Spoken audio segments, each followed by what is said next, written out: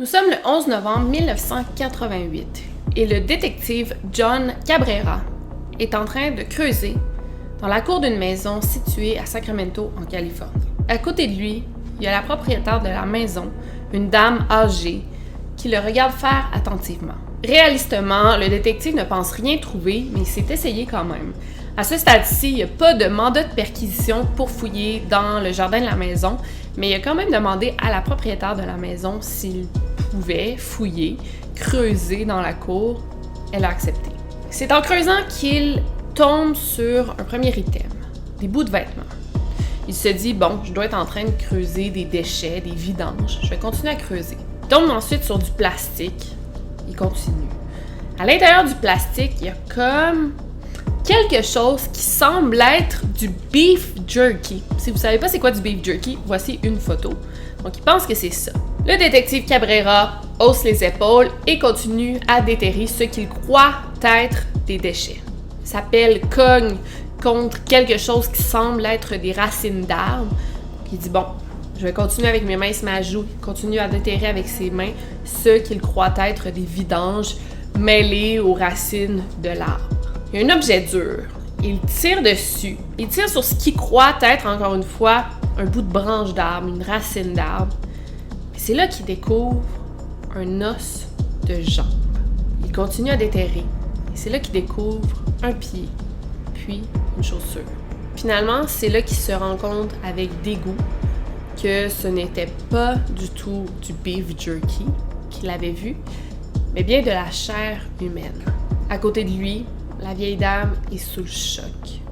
Elle ne cesse de demander « Suis-je en état d'arrestation? » Allô Internet, aujourd'hui je vais vous parler de l'affaire de Dorothea Puente, une histoire de vieille dame meurtrière, bizarre, qui implique fraude, manigance, meurtre. C'est vraiment intéressant. Mes sources viennent surtout de ce livre, Buried Beneath the Boarding House de Ryan Green, que je vais mettre dans la barre d'infos. Cet homme-là a vraiment enquêté sur l'affaire et a écrit un livre sur le sujet.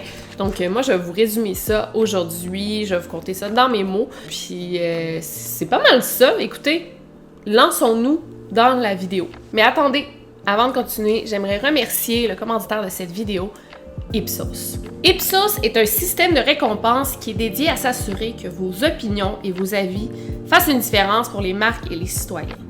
Fondée depuis 1975, Ipsos est la 3e plus grande compagnie de recherche au monde. Ça a l'air gros, dit comme ça, mais c'est quoi exactement? C'est assez simple. Tu remplis des sondages quand même le fun en répondant à des questions super simples pour gagner des récompenses. Et grâce à ça, tu peux gagner des cartes cadeaux assez cool.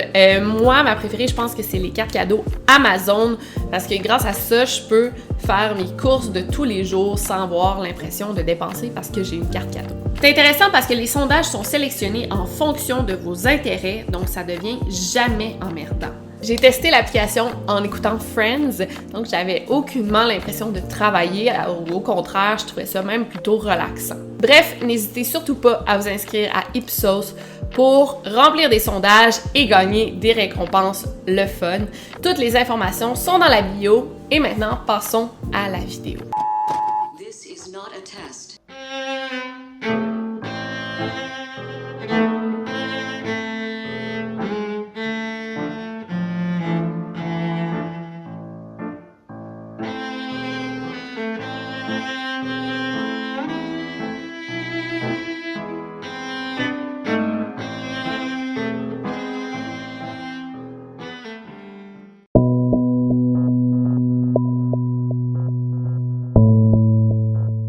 Avant de continuer, ça serait intéressant d'en savoir un peu plus sur la vieille dame en question. Qui est-elle et comment elle s'est retrouvée dans cette situation? On a eu vent des informations qui suivent beaucoup plus tard dans la vie de Dorothea, puisqu'elle avait toujours menti sur son passé. Donc c'était difficile de démêler le vrai du faux. En fait, toute sa vie, elle avait dit avoir grandi au Mexique dans une très grosse famille de 18 enfants avec énormément de frères et de sœurs. Elle avait même appris l'espagnol pour qu'on croie à son mensonge encore plus. Mais la vérité est que sa vie, son enfance, était beaucoup plus glauque que l'on croyait. Donc, Dorothea Ellen Green est née le 9 janvier 1929 dans une famille de 7 enfants à Redlands, en Californie. La mère de Dorothea, Trudy, était alcoolique et la pauvre Dorothea a grandi en étant grandement négligée. Parfois, elle passait des heures et des heures dans ses couches sales. Le père, lui, Jesse James Gray, il était presque toujours absent. Soit il travaillait, soit il était au bar, soit il dormait. Et quand il était là, il était violent, abusif, autant lui que Trudy. Trudy, la mère, était aussi violente et abusive. C'était pas mieux en grandissant parce que les parents de Dorothea étaient assez pauvres, donc les enfants n'avaient jamais rien à se mettre sous la dent. C'est arrivé souvent qu'ils devaient quêter pour avoir de la nourriture, donc imaginez-vous ça, en plus de la terreur de vivre à la maison avec des parents violents, c'était pas mal l'enfer. C'est assez horrible, puis Dorothea a raconté à maintes reprises des histoires d'agressions sexuelles qu'elle a vécues en grandissant dans cette famille-là. Jesse James Gray, le père, est mort quand Dorothy n'avait que 8 ans et sa mère est morte quelques années plus tard, mais encore là, Dorothea était encore assez jeune. Elle est morte d'un tragique accident de voiture. Bref, vous voyez le contexte familial. À l'âge de 10 ans, Dorothy s'est faite adopter par l'une de ses tantes, mais ce n'était guère mieux parce qu'il y était beaucoup trop d'enfants sous un même toit. Donc, les frères et sœurs de Dorothy ont dû se faire envoyer un peu partout à travers la Californie dans différentes familles d'accueil. Donc, ils ont dû être séparés. À 16 ans, après une vie d'horreur, on va se le dire, c'est là que Dorothy a décidé d'être indépendante et de vivre seule. On s'entend qu'à 16 ans, c'est quand même difficile de trouver un emploi quand t'as pas beaucoup d'éducation, quand t'as pas d'expérience. Donc c'est là que Dorothy s'est mise à se prostituer. C'est comme ça qu'elle a rencontré son premier mari, Alex McFaul, un soldat de 22 ans avec qui elle aura 2 enfants, dont un enfant qu'elle placera en adoption sans même en parler à son mari. La vie de femme mariée n'était pas du tout pour Dorothy, qui elle-même commencera à consommer beaucoup d'alcool et à négliger son enfant. Le couple s'est divorcé en 1948, 3 ans après leur mariage, et Dorothy ne va plus jamais voir ni Alex ni son enfant, et plus tard, elle racontera aux gens que son premier mari est mort d'une crise cardiaque. Après le divorce, Dorothy va recommencer la prostitution, mais cette fois-ci, elle va trouver une genre de twist pour gagner encore plus d'argent. En fait, elle rencontre ses clients dans des bars à LA. Les clients la ramènent à la maison, elle les suit, et rendue sur place, elle les vole. Elle a quand même fait ça pendant 1 an jusqu'à temps que la police reçoive des plaintes de barmen qui voyaient une femme quitter avec des hommes et qui ensuite les volait, en plus d'écrire des faux chèques. Ça n'a pas été long que Dorothy s'est fait arrêter pour la première fois pour fraude. À 19 ans, elle est condamnée à 1 an de prison et va sortir après seulement 6 mois. Après ça, Dorothy s'est remariée avec un certain Axel Johansson, avec qui, encore une fois, tout s'est mal terminé. C'est là qu'elle s'est enfuie à Sacramento pour rebâtir sa vie, et c'est là qu'elle va trouver sa vraie vocation.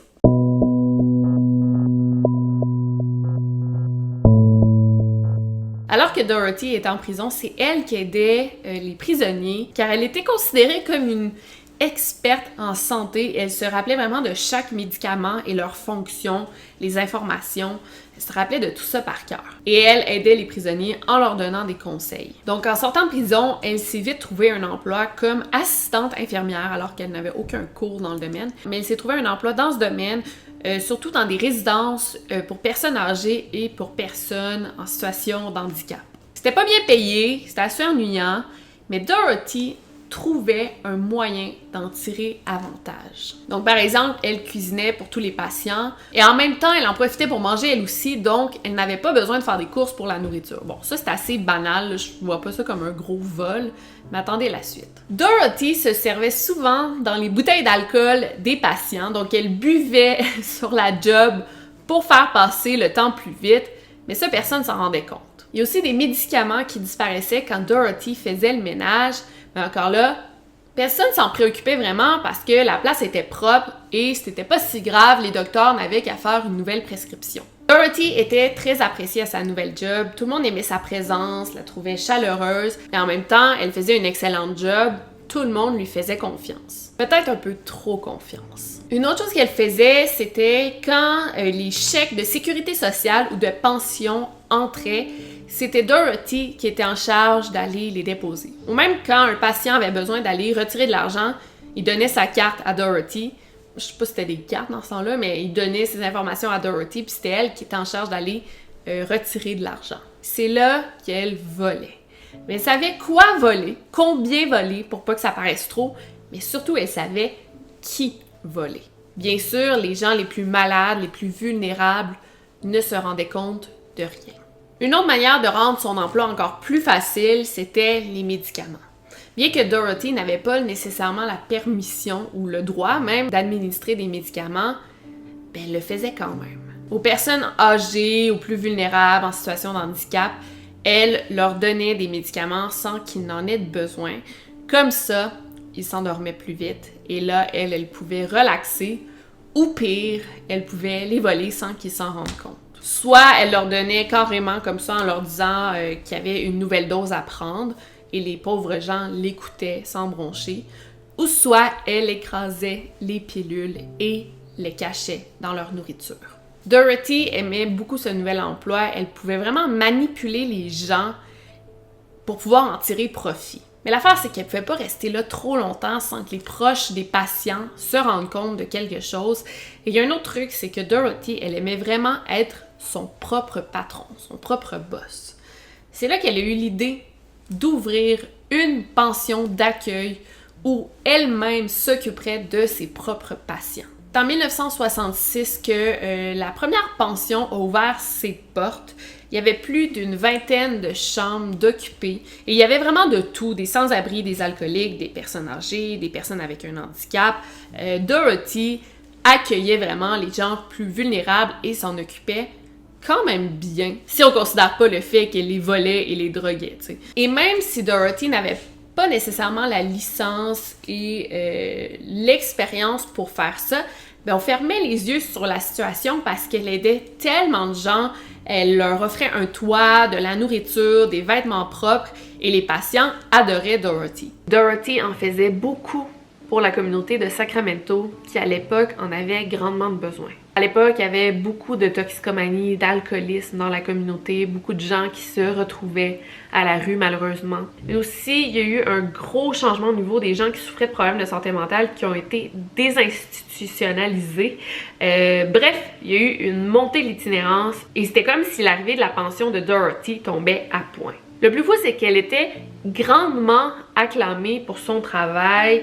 Elle assistait à des banquets de la haute société de Sacramento. Elle était même la porte-parole pour la communauté hispanique du coin. Dorothy a même soupé avec des gens super importants comme Pat Brown, Ronald Reagan et sa première femme, et même Clint Eastwood. Et là, avec l'argent qu'elle continuait à voler de ses patients, Dorothy donnait beaucoup à des organismes de charité, ce qui la faisait sentir bien parce que Dorothy aimait beaucoup l'attention. Et bon, tous ces contacts, ces événements, ces vêtements chers lui donnaient l'image d'une femme, une bonne femme en qui on pouvait avoir confiance. Et pendant ce temps-là, elle continuait à encaisser les chèques de ses résistants. Et même si quelques-uns s'en rendaient compte et portaient plainte, c'est qui qu'on allait croire? La grande Dorothy, pointée, connue dans le milieu de la haute société, ou un pauvre homme sans abri avec des problèmes de toxicomanie. Le pire dans tout ça, c'est qu'elle aimait quand même ses patients, tu sais, elle passait du bon temps avec eux, ils se faisaient souvent des soupers ensemble où il y avait du fun. Puis les patients, ils éprouvaient aussi une grande gratitude, une grande affection envers Dorothy. Donc pourquoi elle insistait pour les voler? Un autre truc de fou qu'elle faisait, c'est qu'elle rencontrait des hommes, souvent plus âgés, qu'elle allait voler. Ou une autre tactique qu'elle avait, c'était de leur soutirer beaucoup d'informations, assez d'informations pour pouvoir effectuer un changement d'adresse et pouvoir collecter leur chèque de sécurité sociale et de pension. Donc, grâce à ça, grâce à toutes ces tactiques, elle ramassait une bonne quantité d'argent par mois. Mais bien vite, la fraude et le vol ne suffisaient plus à Dorothy qui en voulait toujours plus. C'est là qu'elle commencera à trouver une nouvelle technique pour soutirer le plus d'argent possible aux gens vulnérables. Le meurtre.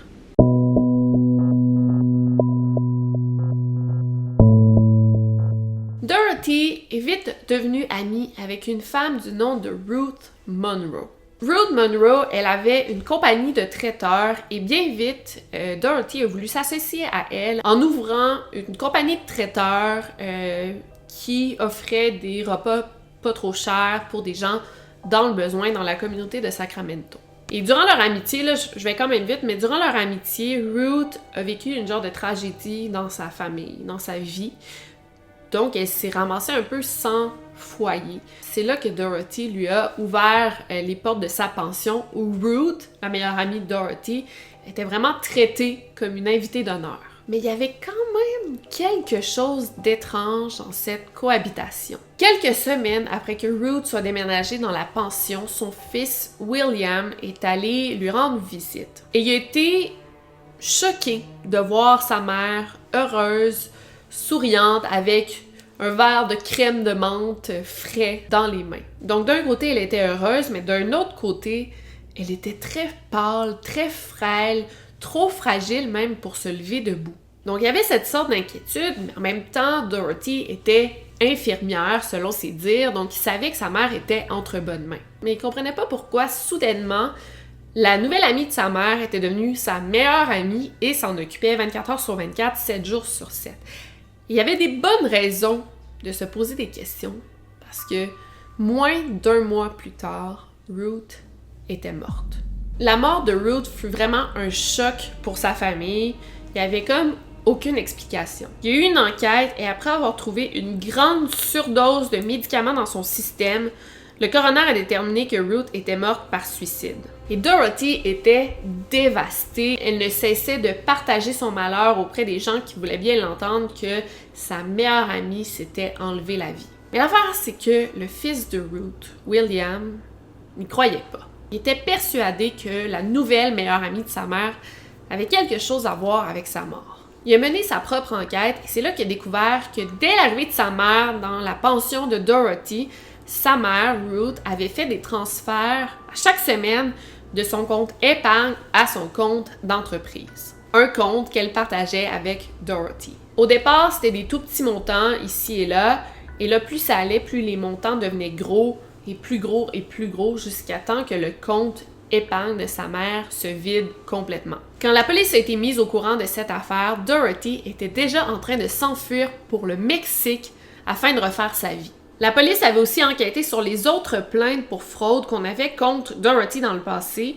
mais manque de preuves, ils l'ont seulement arrêtée pour celle dans l'affaire de Ruth, ainsi que 3 autres vols que la police a pu lui attribuer. Dorothy a été condamnée à 5 ans de prison, et en plus de ça, on lui a enlevé le droit de diriger une pension et de travailler avec des personnes vulnérables, soit des personnes alcooliques, toxicomanes, des personnes âgées, des personnes en situation d'itinérance, en situation de handicap et des personnes ayant des troubles de santé mentale. Donc, comme ça, elle ne pourrait plus jamais les exploiter.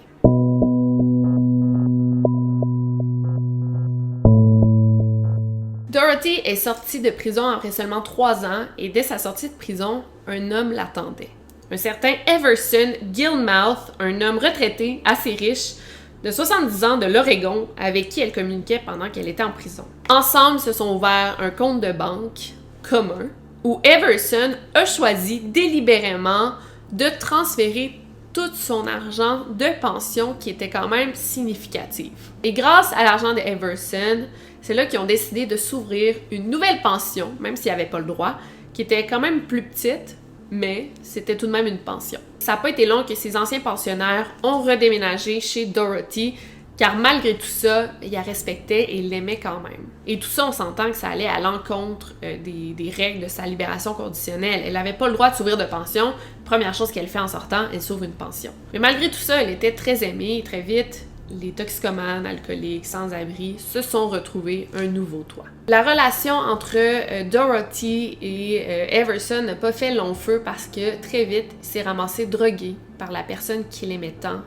Et tout comme Ruth, il en est mort. Et là, bien sûr, Dorothy ne pouvait pas prendre de chance de le déclarer mort à la police parce qu'elle prenait carrément le risque qu'on fasse une autopsie et qu'on découvre de quoi il est mort. Donc, elle s'est dit qu'en se débarrassant de son corps, personne ne se rendrait compte qu'il était mort, mais aussi, elle pourrait toujours réclamer les chèques de pension. Même que Dorothy est allée jusqu'à continuer d'envoyer des lettres aux enfants de Everson afin qu'ils se doutent pas de la disparition de leur père. Et dans les lettres, Everson disait qu'il commençait à être malade, trop malade pour écrire, donc ce serait sa nouvelle femme, Dorothy, celle qui s'occupait de lui, qui leur écrirait à la place. C'était le plan parfait. Donc après sa mort, voici ce qu'elle a fait. Elle a enroulé Everson dans des draps, qu'elle a coupé ensemble, puis l'a inséré dans un sac de plastique qu'elle a bien refermé. Mais là, il fallait qu'elle déplace assez vite le corps. Elle ne pouvait pas le laisser dans sa chambre parce qu'elle se serait fait attraper, on s'entend. Dorothy a alors demandé l'aide d'un certain Ismael Flores, un homme qui était pensionnaire chez elle, lui a demandé de l'aide. Elle lui a dit qu'elle avait besoin d'un gros coffre en bois pour pouvoir y entreposer des livres pour pouvoir les déplacer à l'autre bout de la ville. Et tout ce que Ismaël avait à faire, en fait, c'était de lui construire une grosse boîte en bois pour entreposer ses livres.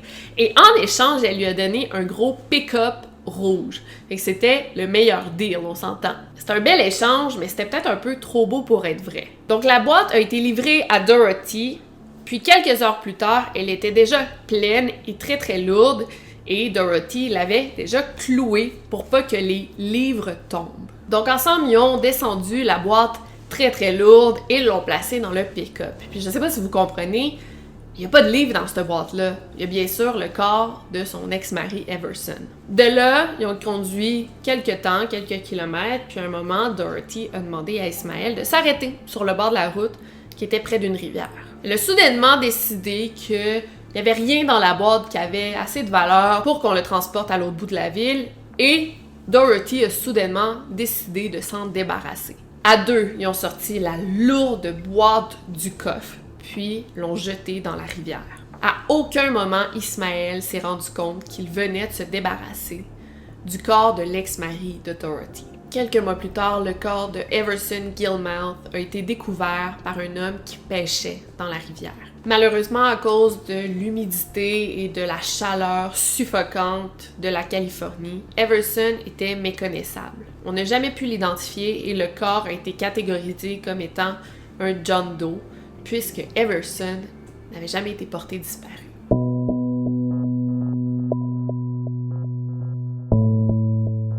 Ça n'a pas été long pour Dorothy de reprendre ses vieilles habitudes. Déjà sortie de prison, elle avait déjà commis un meurtre et continuait de voler de l'argent de ses pensionnaires. Elle réussissait quand même à amasser plus de 5 000 $ par mois, ce qui est une somme quand même considérable, surtout dans les années 80. Si aujourd'hui 5 000 $ par mois, c'est beaucoup, imaginez dans ces années-là. Mais c'était pas assez pour Dorothy. Elle en voulait toujours plus. Et c'est là qu'elle a réalisé que, en fait, plus ses pensionnaires restaient longtemps dans sa pension, plus ils lui étaient fidèles, moins d'argent elle récoltait. Alors que s'il restait environ un mois, puis là, il quittait pour des raisons différentes, soit il retombait dans le vice, soit il retombait sans abri, bon, elle pouvait louer la chambre à de nouveaux pensionnaires. Donc, elle continuait à récolter les chèques de pension de ses anciens pensionnaires, et puis ceux des nouveaux. Fait que là, il y avait un bon roulement qui se faisait. Même si ça faisait longtemps que les gens vivaient plus chez elle, ben, elle continuait d'amasser l'argent. C'est complètement malade comme fraude, là. Donc elle, ce qu'elle voulait le plus, c'était d'avoir un bon roulement dans sa pension. Elle voulait pas que les gens restent là trop longtemps, qu'ils collent trop longtemps. Et ça, c'est important de s'en rappeler dans cette histoire-là. Plus il y avait de résidents qui restaient pas longtemps dans sa pension, plus elle collectait de chèques à la fin du mois. J'espère que vous comprenez ici parce qu'on voit là, clairement que l'argent, c'est son unique motivation. Par exemple, un truc qu'elle faisait qui est assez incroyable, c'est qu'elle donnait de l'argent de poche aux alcooliques et aux toxicomanes. Donc, ce qu'elle faisait, c'est qu'elle leur donnait carrément de l'argent pour continuer à les se droguer ou boire, puis elle les espionnait. Et là, dès qu'ils retombaient dans le vice, elle appelait la police pour les dénoncer. Donc souvent, ces gens-là étaient en sorte de probation, libération conditionnelle. Donc la police venait les chercher, les renvoyait en prison. Et eux, ils n'étaient pas au courant qu'il y avait quand même des chèques de sécurité sociale, des chèques de pension qui continuaient à rentrer. Dorothy empochait ces chèques-là et pouvait louer les chambres à de nouveaux résidents. C'est quand même intense, on s'entend. Mais ce petit truc-là, oui, c'est quand même intelligent, mais ça pouvait pas marcher pour tout le monde parce que c'était pas tous des alcooliques ou des toxicomanes. Il y avait plusieurs personnes avec des problèmes de santé mentale, des personnes âgées, des personnes avec un certain handicap. Fait que ce truc-là, ça marchait pas tout le temps. Fait qu'il fallait vraiment qu'elle soit créative pour trouver un moyen d'assurer, encore là, un bon roulement dans sa pension. Et aussi, plus il y avait des gens qui restaient là temporairement, pas longtemps dans sa pension, moins elle avait de chances de se faire attraper. Tandis que s'il y avait des gens qui restaient là, je sais pas, 2-3 ans, il y avait des bonnes chances que des proches ou même les résidents en question se doutent des tactiques qu'elle utilisait. Par contre, faut le dire, il y a des exceptions à la règle. Il y avait surtout 2 résidents assez âgés qui restaient chez Dorothy depuis longtemps. Ils étaient bien là, il n'y avait aucune envie de partir. Et passé 60-70 ans, on s'entend qu'ils étaient assez tranquilles, là. Ils n'allaient pas se saouler dans les bars. Et ces 2 pensionnaires-là s'appelaient Dorothy Miller et Benjamin Fink. Dorothy Miller, de 64 ans, souffrait de terreur nocturne. Donc, on lui avait prescrit des pilules pour dormir pour l'aider avec son sommeil. En fait, ce que Dorothy faisait, c'est qu'elle donnait à l'autre Dorothy ces pilules-là pour dormir, accompagnées de petits cocktails alcoolisés, ignorant totalement le fait que Dorothy était en fait alcoolique. Et là, plus les semaines avançaient, plus Dorothy augmentait la dose de médicaments jusqu'à temps qu'elle soit létale. Elle a fait à peu près la même chose avec Benjamin, seulement que lui, elle cachait les médicaments dans sa nourriture et il y en avait une assez grande quantité pour pouvoir l'achever. Et comme ses autres victimes, Dorothy les a enroulés dans des draps pour ensuite les cacher dans des sacs de plastique. Et avec l'aide de son handyman nommé Chief, en qui elle pouvait avoir entièrement confiance, ils ont déplacé les corps pour les amener au jardin où ils les ont enterrés durant la nuit pour que personne s'en rende compte. Et au-dessus des corps, ils ont planté des fleurs. Et avec l'aide de Chief, c'était beaucoup plus facile pour Dorothy de mettre ses plans à exécution. Et plus les choses avançaient, plus vite les résidents disparaissaient. Elle était rendue à un stade qu'elle tuait tellement souvent et rapidement que là, elle avait la difficulté à re-remplir les chambres qui se vidaient tellement vite.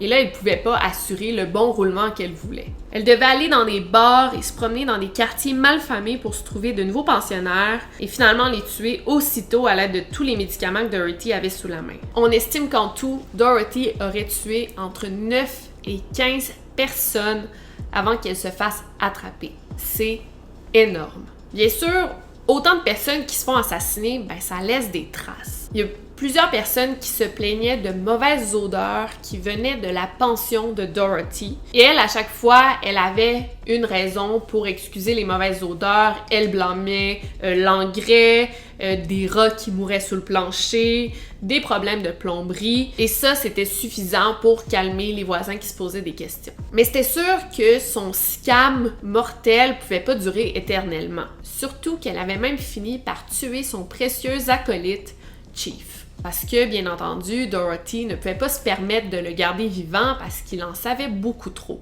Donc, comme à chaque soir, Chief et elle, pour relaxer de leur journée, ils ont pris un petit whisky ensemble. Puis, comme tous les autres résidents auparavant, Dorothy le droguait à mort sans qu'il s'en rende compte. Mais il y avait tellement de gens qui disparaissaient de cette pension-là en particulier que c'est vraiment surprenant que personne ne se soit rendu compte de quoi que ce soit. En fait, il fallait qu'une seule personne importante aux yeux de quelqu'un disparaisse pour que Dorothy se fasse attraper. Ça nous prenait une seule personne qui avait de la famille, des amis, des proches pour que Dorothy aille en prison.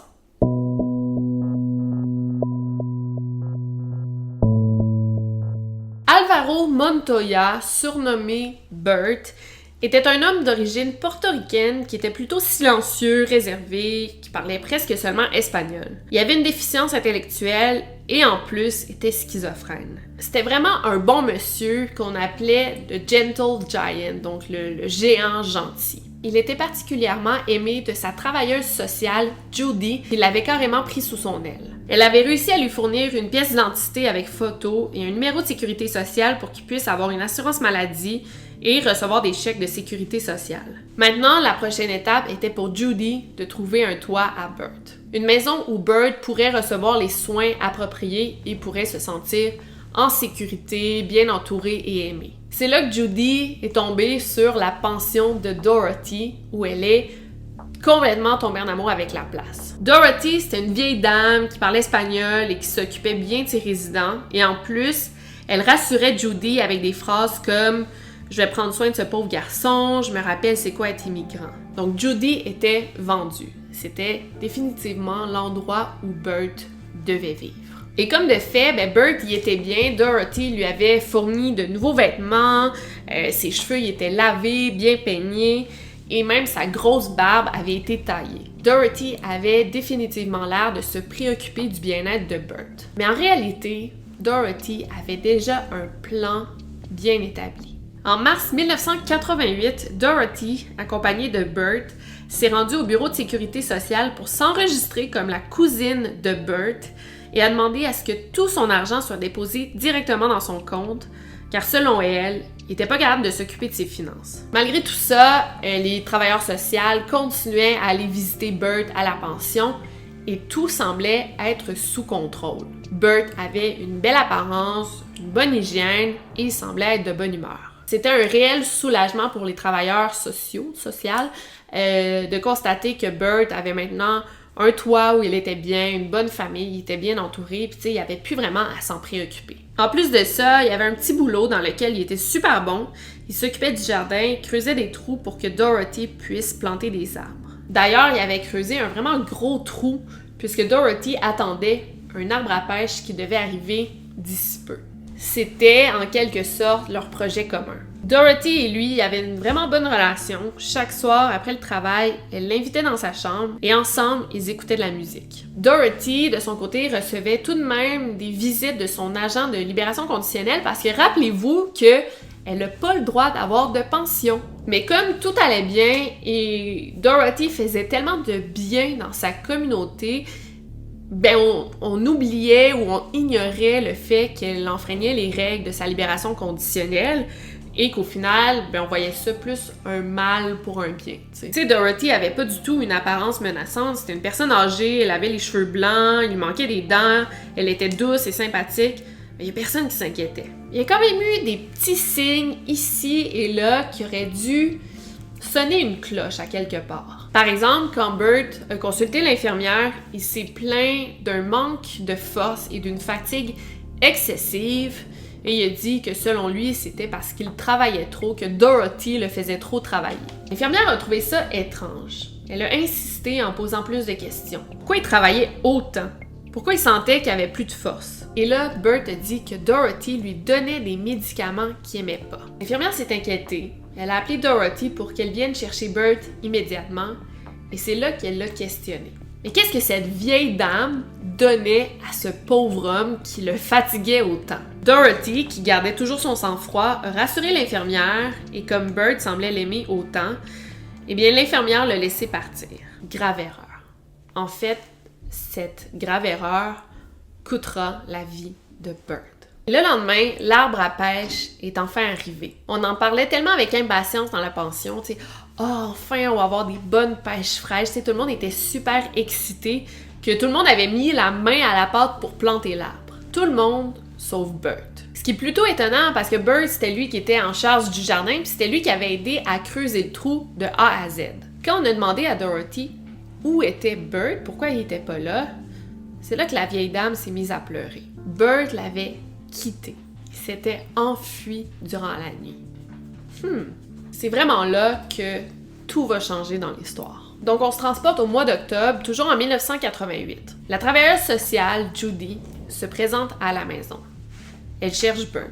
Ça fait quelques jours qu'elle n'a pas de nouvelles et là, elle commence réellement à s'inquiéter. En posant des questions à Dorothy, la vieille dame lui dit que Bert est au lit, il est malade, il dort, il vaut mieux pas le déranger. Et là, Judy est quand même sceptique. Ça semble être un mensonge. En même temps, elle veut pas trop insister non plus. Elle décide de quitter et revenir plus tard. Elle téléphone quand même à l'autre travailleuse sociale qui s'occupe de Bert, Peggy, pour lui faire part de la situation. Les deux femmes trouvent ça quand même étrange. Elle rappelle quelques jours plus tard, mais l'excuse est la même. Bert est couché, il est malade. Peggy propose même à Dorothy d'amener Bert à l'hôpital. Tu sais, si ça fait plusieurs jours qu'il est couché, il doit être quand même malade au point de l'amener à l'hôpital, là. Dorothy dit que non, qu'elle s'en occupe, que tout va bien. Finalement, quelques jours plus tard, Dorothy est rappelée. On insiste pour parler à Bert. Dorothy leur confie que Bert allait beaucoup mieux, mais qu'il avait quitté, qu'il n'était même plus en ville. Évidemment, Judy, super inquiète, elle se présente à la maison le lendemain. Dorothy avait inventé toute une histoire en disant que Bert était parti en vacances chez sa sœur et qu'il n'y avait plus besoin qu'on le surveille. Encore une fois, toute cette affaire sentait mauvais. Dorothy semblait mentir et en plus, l'histoire qu'elle racontait n'avait aucun sens pour Judy qui connaissait bien Bert.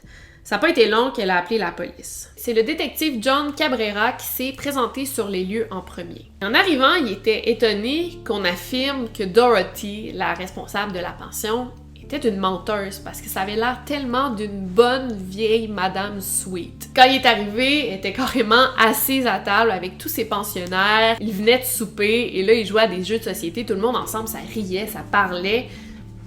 Il n'y a pas de problème ici qui se disait. Il a quand même décidé d'interviewer quelques résidents. Après tout, on parlait de la disparition d'un homme qui avait une déficience intellectuelle. Le premier homme à être interviewé était John Sharp.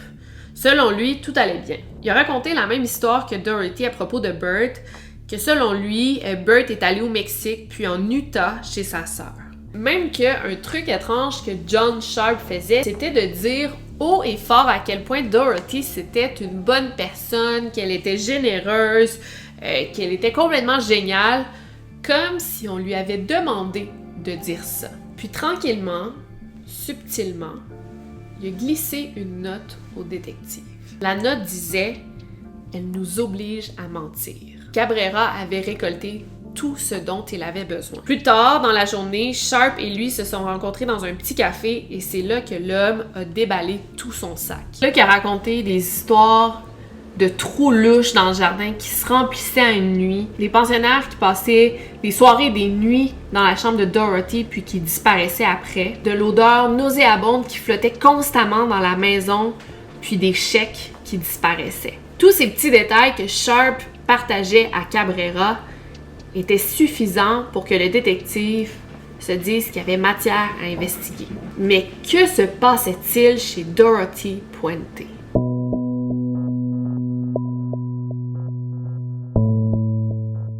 L'enquêteur avait une mission. Il voulait découvrir qu'est-ce qui se passait derrière les 4 murs de cette maison. Il a commencé par contacter l'agent de libération de Dorothy et a découvert qu'en effet, elle avait aucunement le droit de gérer une pension. Ça allait même contre les règles de sa libération, de sa probation. Juste avec ce qu'il venait d'apprendre, il y avait une raison suffisante pour se rendre chez Dorothy. Le 11 novembre 1988, Cabrera s'est rendu à la maison avec une pelle. Il n'y avait pas de mandat de perquisition ni rien, mais il s'est dit qu'il pouvait quand même essayer. Peut-être qu'en demandant la permission de pelleter à la propriétaire, elle allait lui donner. On sait jamais. Sur place, il a demandé de visiter la maison, de la fouiller. Dorothy l'a accompagné de pièce en pièce pour que l'enquêteur vérifie de lui-même. Tout paraissait normal, il se rappelle seulement qu'il y avait une odeur assez dégueulasse qui provenait de la chambre de Dorothy. Et quand il lui a posé la question, elle a répondu qu'il y avait sûrement un rat mort dans le plancher. Cabrera n'était vraiment pas prêt à baisser les bras. Il se disait qu'il y avait sûrement quelque chose qui tournait pas rond dans cette situation-là. Il a donc demandé la permission à Dorothy de creuser dans le jardin. Parce qu'après tout, il y avait Bert qui était porté disparu et il se disait que peut-être qu'en creusant dans le jardin, il allait trouver des indices. Et ça, en disant ça à Dorothy, qui était supposée aimer Bert par-dessus tout et qui était supposée être inquiète de sa disparition, elle allait lui donner la permission de creuser. Fait qu'il s'est essayé. Et Dorothy aurait très bien pu refuser, c'était complètement dans son droit, puis en plus, elle avait tellement passé de temps sur son jardin que ça lui aurait donné une bonne raison de refuser, tu sais. Non, tu touches pas à mon jardin, mon homme, t'as même pas demandé de perquisition. Mais non seulement elle a accepté qu'il creuse dans son jardin, elle lui a même fourni une meilleure pelle pour creuser. Cabrera ne savait pas trop à quoi s'attendre, mais ça n'a pas été long qu'il l'a découvert. Des morceaux de vêtements, des bouts de plastique, une substance dure qui semblait être du beef jerky. Et plus il creusait, plus il découvrait des choses. Et puis c'est là qu'il est tombé sur sa première preuve. Des ossements humains. Puis une jambe entière. Il y avait carrément un cadavre d'enterré dans le jardin. Cabrera, choqué, s'est retourné vers Dorothy avec horreur. Et la vieille dame, qui savait pas trop comment réagir, elle a seulement ouvert la bouche, comme pour feindre l'état de choc. Puis, elle a demandé si elle était en état d'arrestation.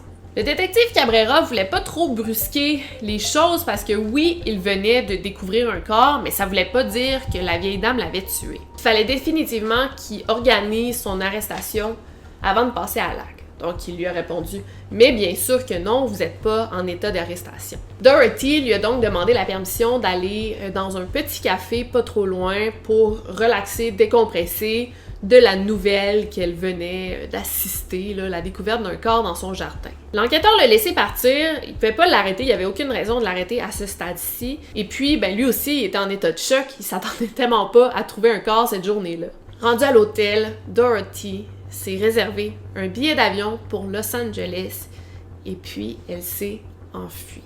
Pendant ce temps-là, les autorités se sont rendues chez elle pour commencer une enquête officielle. Il y a même le FBI qui s'est rendu sur place pour aider aux fouilles. On a découvert d'où venait la mauvaise odeur dans sa chambre en levant le tapis. On a découvert des fluides corporels et de la moisissure qui partaient de sa chambre et se rendaient jusqu'à son jardin. Dans le jardin, le corps déterré était celui de Leona Carpenter, de 78 ans.